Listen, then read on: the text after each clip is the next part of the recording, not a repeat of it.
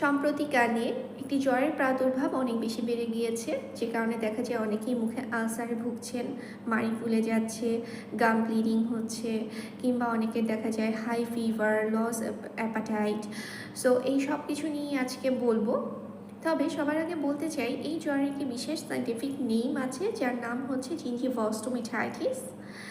এটি আমাদের কাছে খুবই অপরিচিত হলেও এই জ্বরটি কিন্তু আগেও ছিল এবং বর্তমানে যে কোনো কারণেই হোক এর প্রাদুর্ভাব অনেক বেশি বেড়ে গিয়েছে, যার ভুক্তভোগী হচ্ছে শিশু থেকে শুরু করে যে কোনো বয়সের মানুষ। তাই আমাদের অবশ্যই প্রতিকার এবং প্রতিরোধ অনেক বেশি দরকার। তাই আজকের এই ভিডিওতে বলার চেষ্টা করব কি করে আমরা প্রিভেনশন করতে পারি এবং যারা এই জ্বরে ভুগছেন, আক্রান্ত হচ্ছেন, তাদের ডায়েট কেমন হতে পারে এবং কি ধরনের খাবার খেলে খুব দ্রুত আপনি এই জ্বর থেকে রিকভার করতে পারবেন। তাই আশা করব সম্পূর্ণ ভিডিওটি দেখার চেষ্টা করবেন, একদম না টেনে। সো ফার্স্ট অফ অল বলে নিই কী কী সাইন সিনড্রোম থাকবে।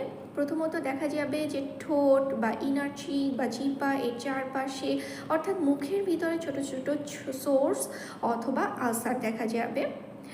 এছাড়াও গাম সুয়েলিং, গাম ব্লিডিং, নেকের চারপাশে লিম্ফ নোডগুলো ফুলে যাওয়া, high fever, loss of appetite, headache, dry mouth, tiredness, এসব কিছু কিন্তু দেখা যায়।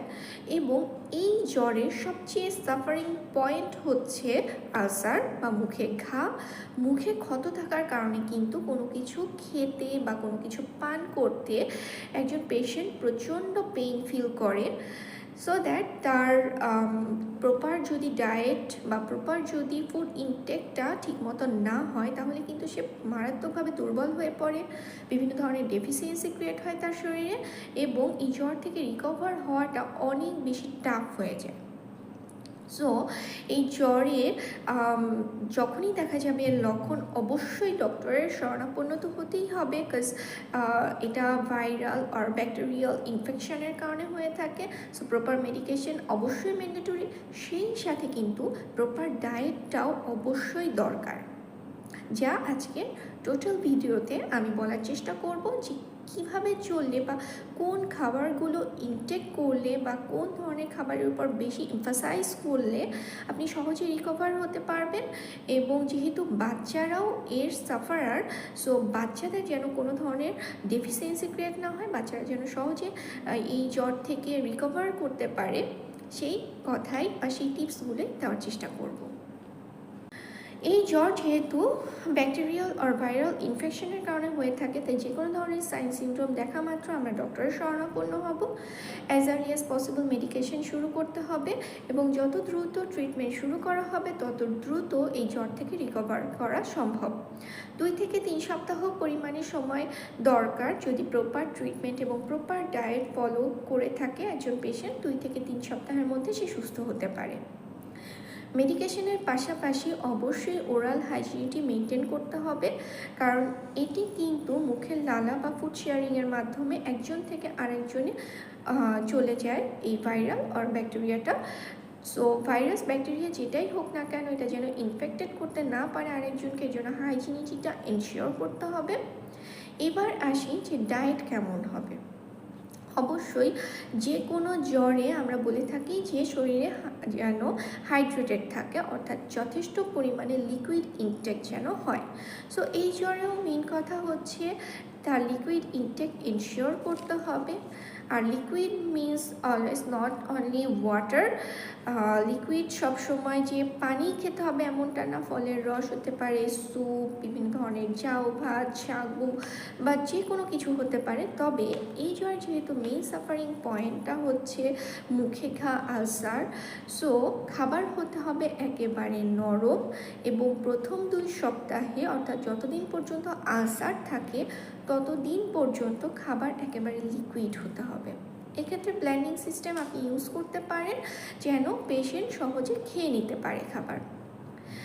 এছাড়াও বিভিন্ন ধরনের ফল তার খাদ্য তালিকায় রাখতে হবে, যার মধ্যে রয়েছে তরমুজ, আপেল, মাল্টা, কমলা বা ডালিম, এই সব কিছুর রস আপনি দিতে পারেন। তবে সরাসরি সাইট্রাস ফ্রুট কিন্তু দেওয়া যাবে না। কলা খুবই দরকারি এই জ্বরের জন্য। একই সাথে ডেইরি প্রোডাক্ট অর্থাৎ দুধ দিয়ে তৈরি খাবার এই জ্বরের জন্য খুবই উপকারী। এছাড়াও ডিম বা প্রোটিন হিসেবে চিকেন, ফিশ অবশ্যই খাদ্য তালিকায় রাখতে হবে। যেহেতু আমি বারবার বলছি যে নরম খাবার রাখতে হবে, তাই এই ব্লেন্ডিং সিস্টেমটা আপনি ইউজ করতে পারেন। এবার আসি আমরা কি কি খাবার অ্যাভয়েড করব। প্রথমেই বলেছি যে আমাদেরকে সফট খাবার চুজ করতে হবে। সো ফার্স্ট অফ অল যে কোনো ধরনের শক্ত খাবার আমাদেরকে অ্যাভয়েড করতে হবে। অনেক বেশি স্পাইসি, অনেক বেশি তেল মশলাযুক্ত, অনেক বেশি লবণাক্ত কিংবা অতিরিক্ত গরম খাবার অবশ্যই আমাদেরকে অ্যাভয়েড করতে হবে। ঠান্ডা খাবার বা যথেষ্ট পরিমাণে ঠান্ডা পানি অর আইসক্রিম অথবা এই ধরনের ঠান্ডা জাতীয় খাবার কিন্তু গাম সুয়েলিং অর গাম ব্লিডিংয়ের ক্ষেত্রে অনেক বেশি হেল্প করে। তাই যখনই গাম ব্লিডিং হবে ঠান্ডা পানি মুখে নিয়ে কিছু সময় রেখে দিলে কিন্তু এটা স্টপ হয়ে যায়। এছাড়াও ওরাল হাইজিনিটিটা মেনটেন করতে হবে। হালকা কুসুম গরম পানিতে লবণ দিয়ে কুলকুচ করাটা খুবই জরুরি এক্ষেত্রে, যেহেতু ব্রাশ করা অথবা মুখ ক্লিন করাটা সম্ভব হয় না। এছাড়াও ফুড শেয়ারিংটা আমরা একটু হলেও সতর্ক হব, কজ এটি কিন্তু পার্সন টু পার্সন চলে যায়, এই ভাইরাল ইনফেকশানটা কিন্তু ছড়িয়ে পড়ে। সো আমাদেরকে এক্ষেত্রে সতর্ক হতে হবে।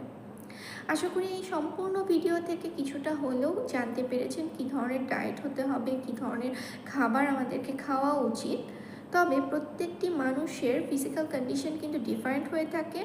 একজন মানুষ দেখা যায় একই সাথে মাল্টি ডিজিজ দ্বারা আক্রান্ত হয়ে থাকে। যেমন ধরুন অনেকের ডায়াবেটিস এবং একই সাথে এই জ্বরে আক্রান্ত হচ্ছেন, তার ফুড কিন্তু টোটালি ডিফারেন্ট হবে।